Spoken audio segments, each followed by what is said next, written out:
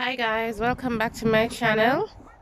I know I've been gone for a while, but I'm back. Today I want to talk to you about renting an apartment as a newcomer in Canada. I came here at the end of June, and one of the greatest challenges I've had so far was to find an apartment that I was satisfied with. When I came initially, I stayed with a friend. The plan was to stay for a week, but guess what? I ended up staying at my friend for 2 whole months. Why? I could not find an apartment, a townhouse, or a condo to rent. Uh, One, because as a newcomer, I was unemployed. No one wants to take the risk of renting their property to someone who is not employed, which is understandable. But at the same time, as a newcomer, you still need somewhere to live. Some people opt to stay in an Airbnb. I can imagine how costly it would have been for me had I stayed there because, as I said, I stayed at my friend's house for 2 months.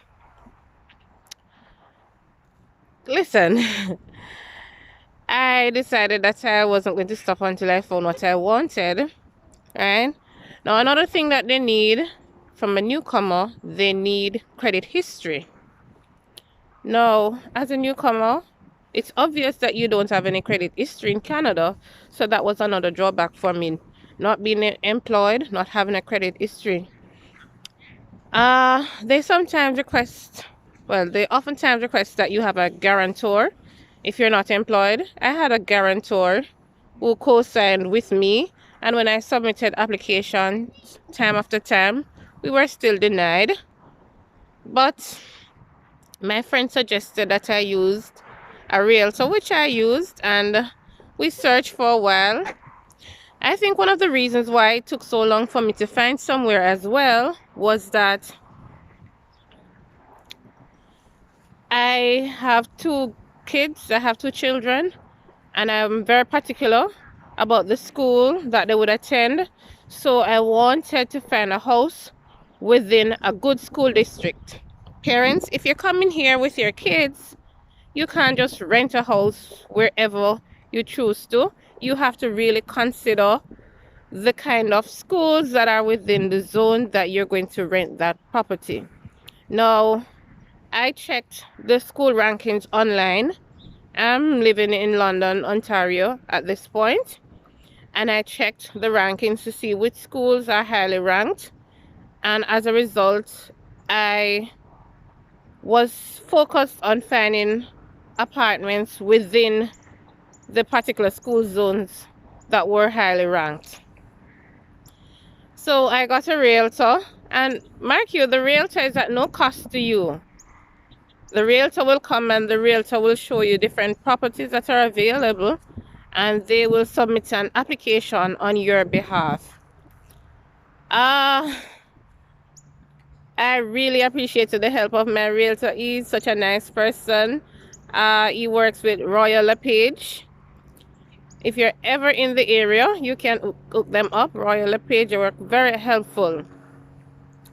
Now, some of these landlords, I think they're being ridiculous if you ask me, because as a newcomer, not being employed, not having a credit history, they're asking for 6 months rent to be paid in advance up to a year. And I think those are unreasonable demands. I can understand from their perspective that you're not employed. They want to guarantee where their money is coming from. But at the same time, as a newcomer, there are so many things that you will need your funds for that I think it's just unfair that they're making such demands on you. Now, when the government asks for you to have your proof of funds, trust me, that figure is just bare minimum. Because if they're going to ask you for a year in advance rent or 6 months, then that's your proof of funds going through the door if you only come to Canada with that. Mark you, if you're employed, If you're employed, then they might require just the first month's rent and the deposit. So it is in your best interest that you find employment as soon as you get here, as it will be a necessary requirement for you to rent a property. Now, I eventually found a property to rent and within the school district that I wanted. So I think I was able to wait and find what I want because I was staying with friends and it would have been difficult for persons who are staying at an Airbnb. But I'm grateful. I'm grateful.